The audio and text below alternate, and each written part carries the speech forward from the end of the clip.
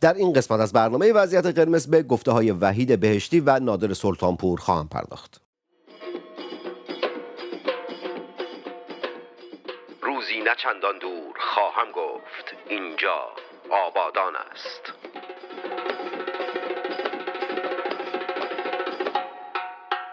اول خواستم دو تا برنامه جدا از همدیگه باشه، بعد دیدم که رو هم رفته دو نفرشون ارزش دو تا برنامه رو ندارن، هم وقت خودم رو تلف میکنم هم وقت شما رو میگیرم. در نتیجه گفتم دوتاشون رو یکاسه کنم، یه جا بدیم برن و برای مدتی دیگه بهشون نپردازیم تا دوباره چرند بگن یا گفته های جدیدی داشته باشن که بخوام بهشون بپردازم. قبل از اینکه وارد بحث و موضوع بشم و بخوام به این دو شخص معلوم الحال بپردازم، این نکته رو روشن بکنم. حالا باز خیلی‌ها میان میگن آ اینا کسی نیستن، اینا عددی نیستن، چرا به اینا میپردازید، چرا فلان میکنید. اینها درسته، هیچ کسی نیستن، درسته کف خیابان‌های ایران هیچ کسی اینها رو نمیشناسه، نه وحید بهشتی رو کسی میشناسه، نه نادر سلطانپور رو. اما اینها رسانه دارند، اما اینها پشت پرده زدوبندهایی دارن، کارهایی میکنند که اگر بهشون نپردازیم یهو به خودمون میایم میبینیم که میتونن، یا اینکه میبینیم به خودمون میایم میبینیم که تونستن یک سری از کارها رو رقم بزنن. در نتیجه این پرداختن ها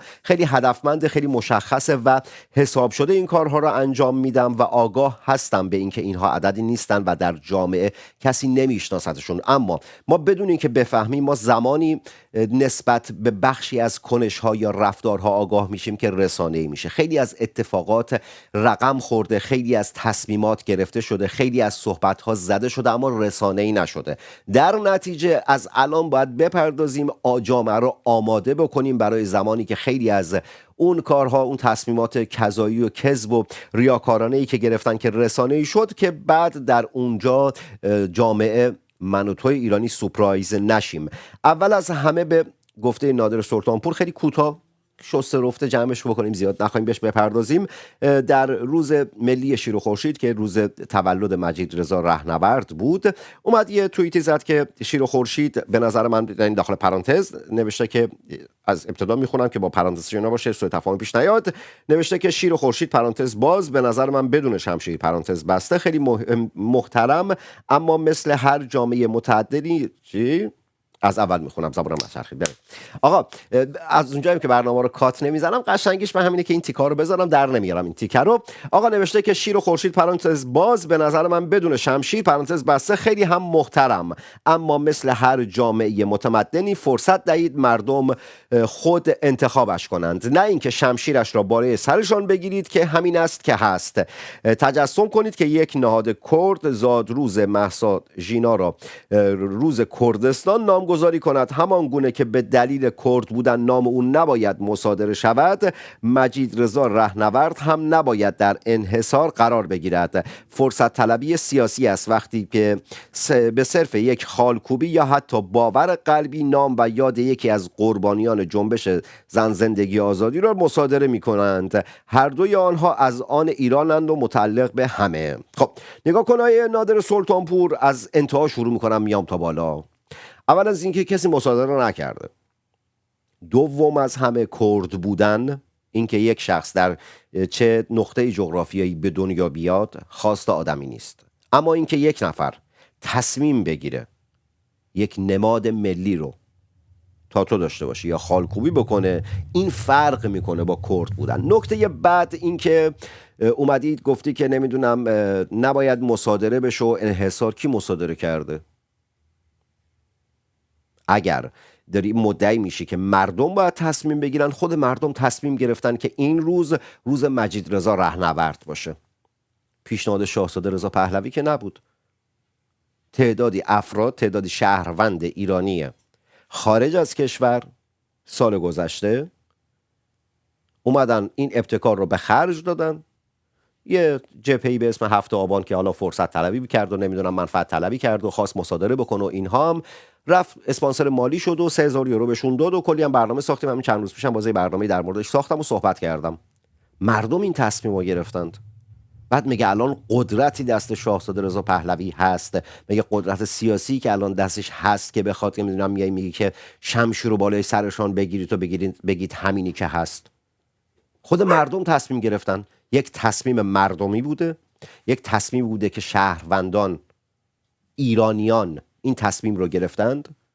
شاهزاده رضا پهلوی هم اومده گفته که آقا این روز حالا که شماها تصمیم گرفتید، این روز این گونه خیلی هم خوب و خیلی هم شایسته است و یه بیانیه هم دادن بیرون و تصویب شد و دیگه تعیین شد که این اتفاق بیفته توسط خود مردم.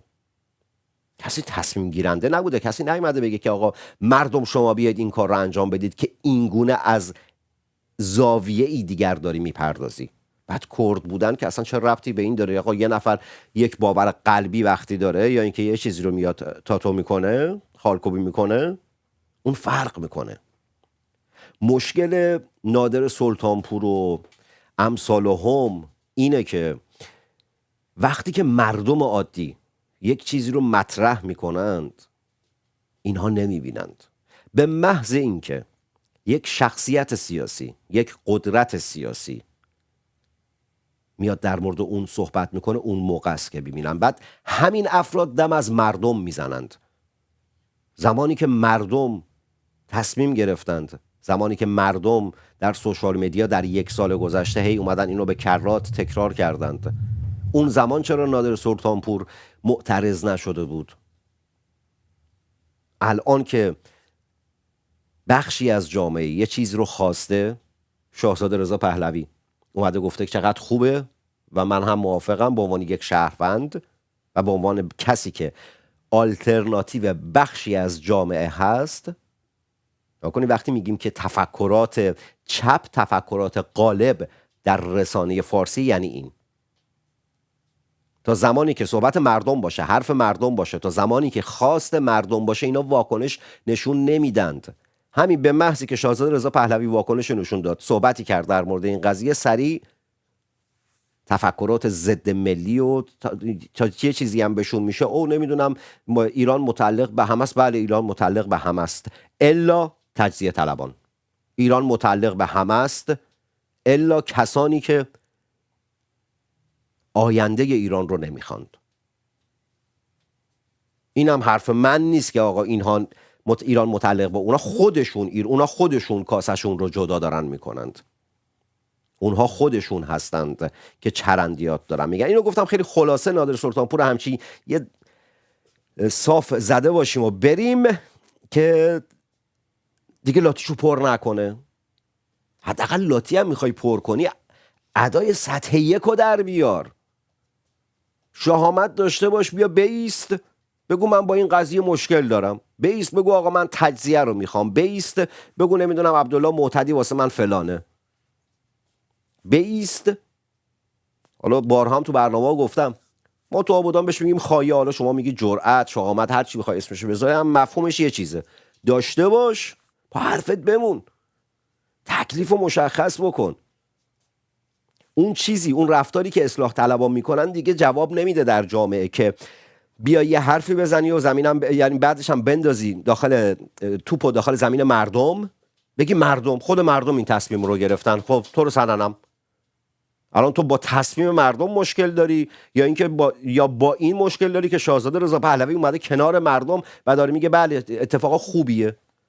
بعدم چه مشکلی داره از اینکه روز تولد کسی که جمهوری اسلامی جونش رو گرفت، اعدامش کرد، نامگذاری بشه؟ مشکل چیه؟ بیام سراغ وحید بهشتی. بعد از اینکه جمهوری اسلامی خب گروگانگیری هایی که داره میکنه، اومد حمید نوری رو تحویل، یعنی سوئد اومد تحویل جمهوری اسلامی داد، 2 تا از گروگانهای خودش رو گرفت. یه برنامه مفصلی هم همین چند ساعت پیش قبل از این برنامه منتشر کردم که لینکش رو میذارم، میتونید نگاه بکنید. وحید بهشتی اومد یه سری صحبت ها کرد که جالب بود.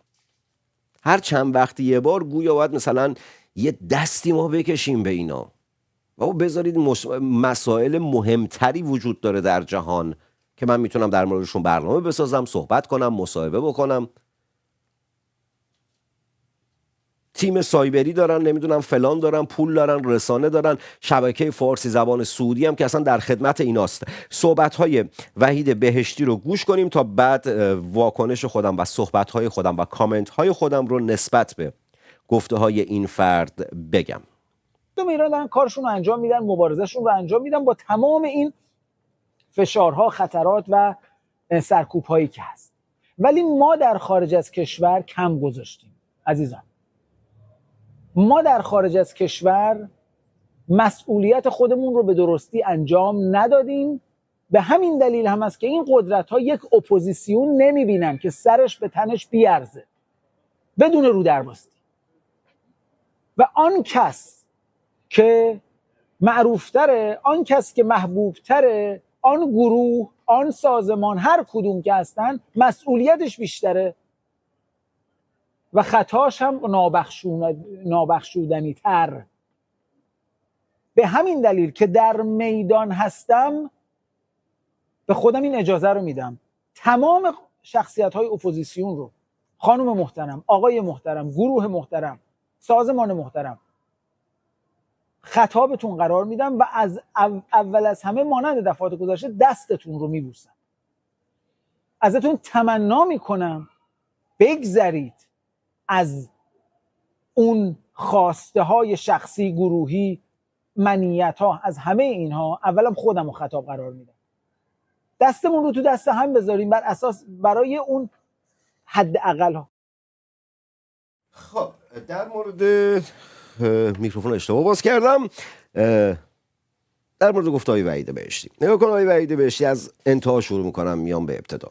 اول اینکه بخوای واسه دستبوسی، اگر قرار باشه دستبوسی کنی، اولا که به توصیه میکنم دستبوسی نکن. برای چی دستبوسی بکنی؟ زمان دستبوسی و اینجور چیزا دیگه الان نیست. الان زمان شجاعت، ساخت ایران و فردای ایرانه. حالا فرض رو بر این میگیریم آقا میل خودتو دوست داری دستبوسی کنی یه عمر. بذار من این تیم بیارم تو این قسمت، فکر میکنم خیلی نیازم بشه این بوقه. یه عمر یه طیفی دیگر رو کردی، اصلاح طلبها و اینجور چیزها رو کردی، الان اومدی میخوای دستبوسی بکنی. اوکی، واسه اینکه بخوای دستبوسی کنی عزیز من، اول یه مسواکی بزن، دهانت رو بشور، دهانی که به فاند و نون اصلاح طلب جماعت آغشته باشه و بوی غذای اصلاح طلب رو بده. بوسیدنش به درد عمت میخوره.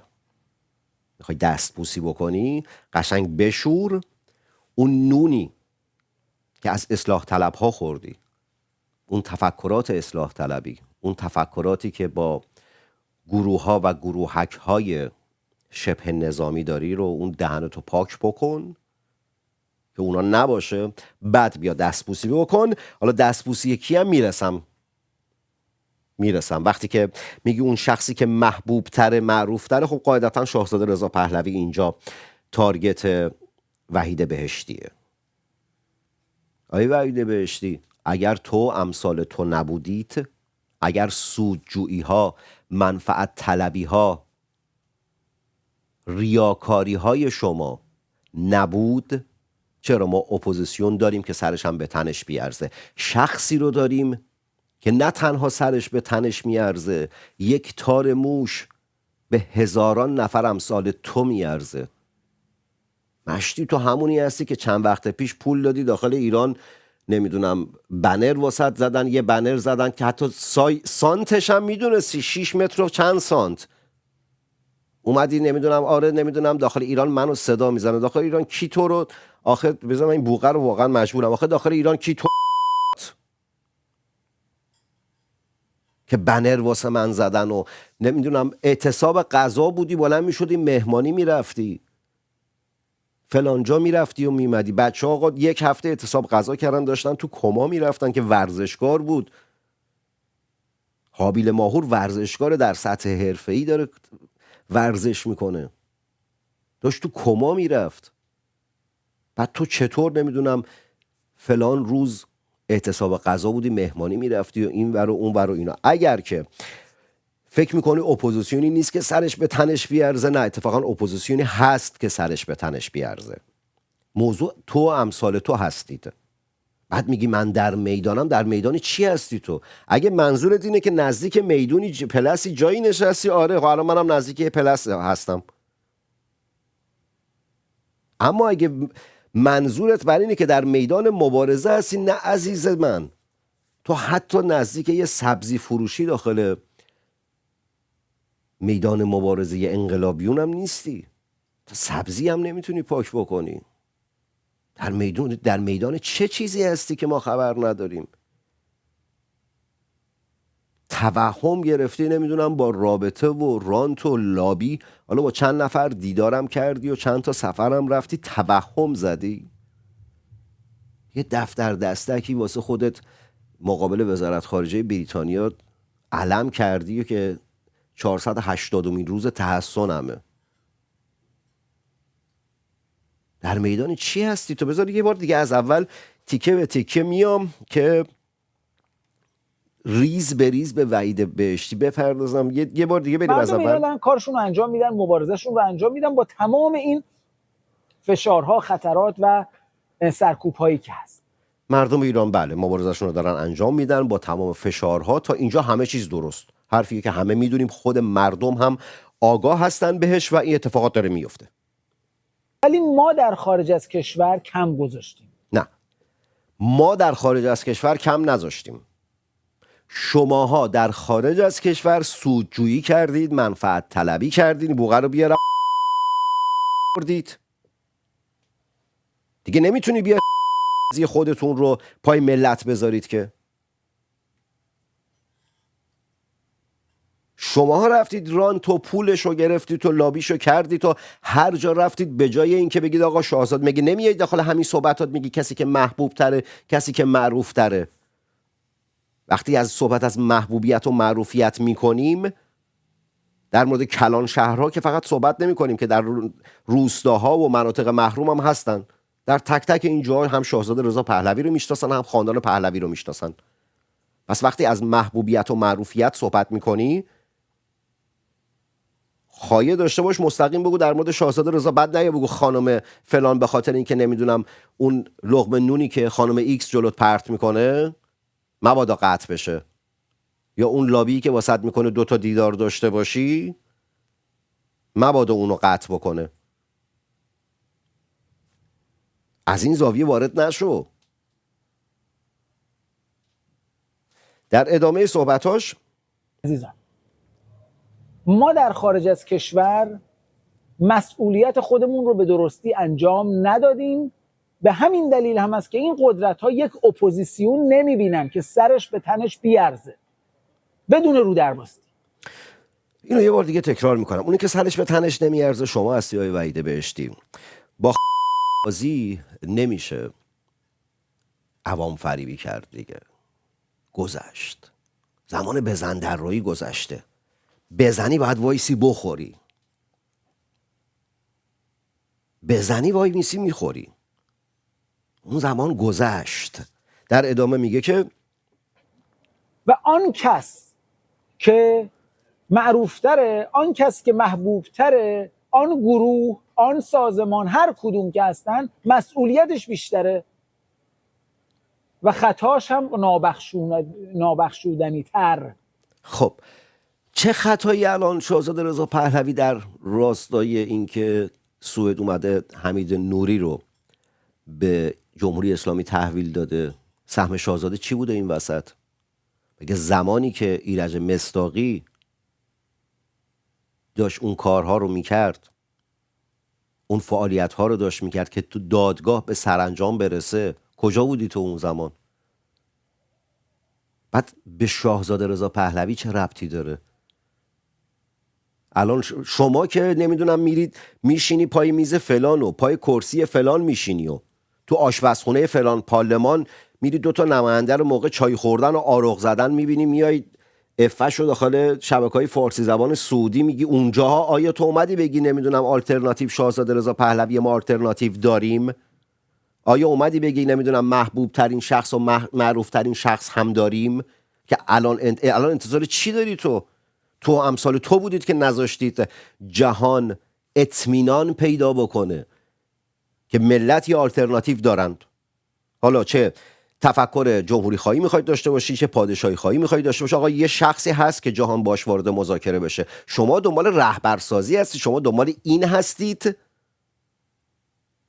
که واسه خودتون یه کلایی از این نمد ببافید. در ادامه میگه که به همین دلیل که در میدان هستم به خودم این اجازه رو میدم.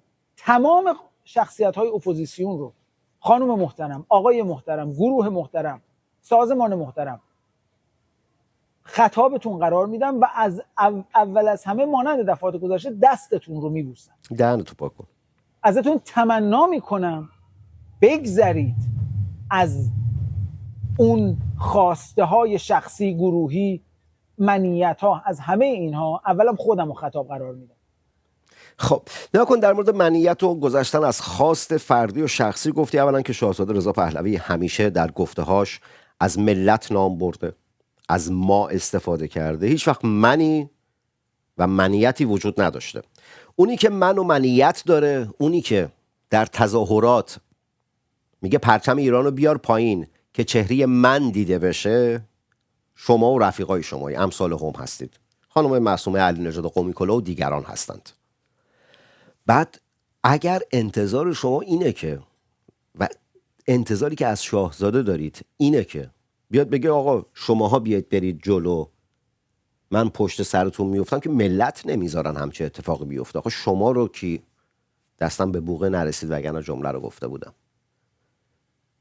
شما انتظاری که تو دارید، انتظارتون اینه که آقا شاهزاده رضا پهلوی بیاد کنار، بگه آقا در فردای ایرانم من هیچ قدرتی ندارم، در فردای ایرانم هیچ کاری نمیخوام بکنم، یک شهروند معمولی هستم، آینده ایران برام مهم نیست، آینده ایران دست شماها، هر کاری که میخواید بکنید.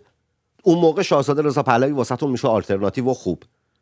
اما الانی که کنار ملت ایستاده، الانی که آینده ایران براش مهمه، از اونور میری تخریبش میکنی، تو نمیدونم پشت سرش حرف میزنی، تو حالا جلساتی که حالا با لابی و هر چیزی دیگه برگزار میکنی، تو نمیدونم دیدارهایی که داری در اونجاها میرید بعدشو میگید. بعد الان انتظاری چی رو ازش داری؟ چه قدرتی دستش بوده که انتظار دارم و انتظاری چی داری؟ حاجی تو مسواک بزن بو گند اصلاح طلبی دهنت پاک بشه حداقل. انتظار دارم دست میبوسم، تو ارزش دستبوسی هم نداری، که حتی ارزش نداری آدم لپتو بکشه. هر چند وقتی یه بار زندگی و کار ما شده این که بیایم به اراجیفی که اینا میگن بپردازیم، که مبادا یهو صبح از خواب بیدار بشیم ببینیم به واسطه شبکه‌های فارسی زبان سعودی یه چیزی علم شده باشه، یه کاری علم شده باشه و تا بهشون هم هر چی میگی نه ما پرچم رو کنار خودمون گذاشتیم. واجی هر کی پرچم داره ملیگرا نیست، هر کی پرچم داره ایران دوست نیست، هر کی ادبیات میشناسه عاشق ایران نیست. هر کی از شاهنامه میخونه بود دیگه، چند پارسال بود دیگه، زمانی که تلویزیون ایران فردا کار میکردم، برنامه‌ای که مهمان دکتر نوریزاده بودم، برگشت گفت نمیدونم معتدی عاشق ایرانه. گفتم آقا چرا عاشق ایرانه؟ ادبی شاهنامه رو دوست داره، شاهنامه رو میخونه. همونجا هم گفتم که تو برنامه زنده هم گفتم آقا سیدعلی خامنه‌ای هم شاهنامه رو حفظه بود، علاوه بر شاهنامه نمیدونم فلان و فلان و فلان هم حفظه. اما میبینیم که ایرانو داره به باد میده. شما هم حالا یه پرچم و یه درفش کاویانی گذاشتید، دلیل نمیشه که ایران دوست باشید. تفکراتتون، انتخاب واژگانتون، عملکردتون در همین یک سال گذشته مشخصه که چه دیدگاه و نگاهی دارید.